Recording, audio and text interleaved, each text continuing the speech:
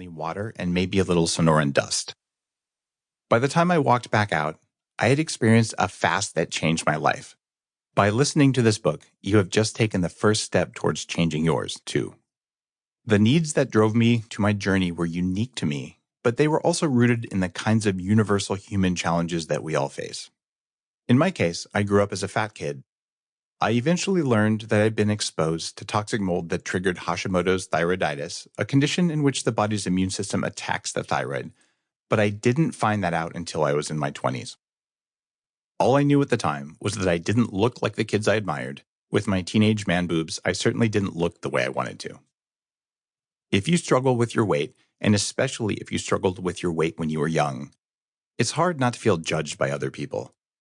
Add to that some early childhood trauma or schoolyard bullying, and there may be a part of you that always feels alone.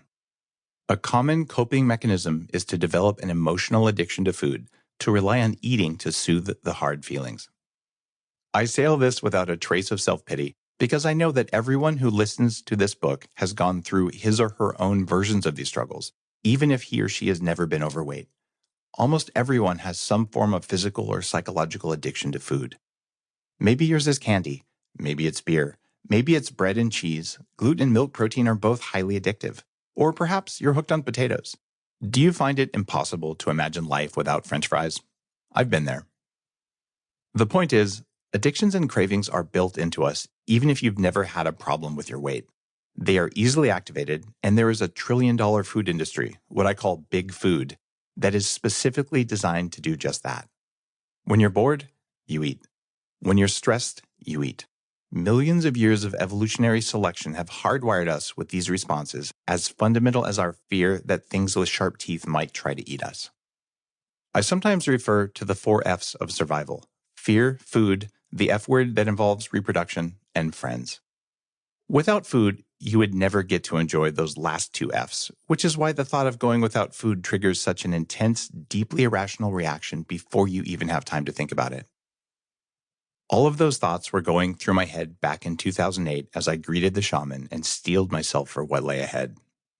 Without being aware of it, I believed that even a single day without eating could leave me helplessly out of energy, which made me a prisoner to food. Going 4 days without food seemed like a biological impossibility. This is how almost everyone in today's society thinks. You can bet that if you ask 10 people what would happen to them if they didn't eat for a day or two, 9 of them will say, "I'd starve." They even believe those words.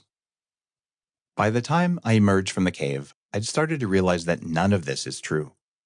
I came to recognize that there's a fundamental difference between hunger and craving. Hunger is a biological message, and it is something that you can control.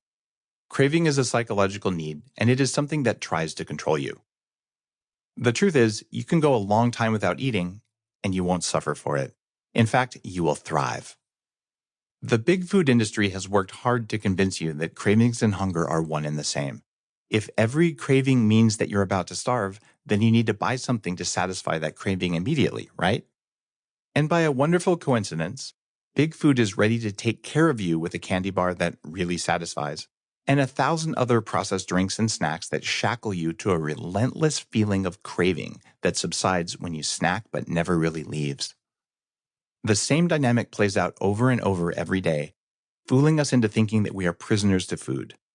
I wrote this book to help set you free, and because no one wrote it for me when I was 22 and wearing size 46 pants.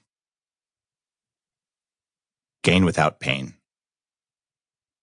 The key to that freedom is fasting, and learning how to do all styles of fasting without feeling pain, all the way from meal skipping, intermittent fasting, to multi-day fasts.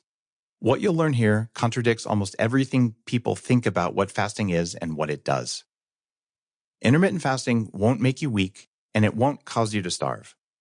It also doesn't require any one particular diet or one particular schedule of fasting, although you will experience a lot fewer cravings with some diets. Fasting is a toolkit that helps you unlock biological resources hidden in your body, resources you probably never knew you had. Fasting can make you stronger and healthier, both physically and psychologically, by breaking you out of your food prison. It will free you from the burden of other people's opinions about how you should feel, and even of how your body is telling you to feel. Ultimately, it will help you to live your best life, to be your best self,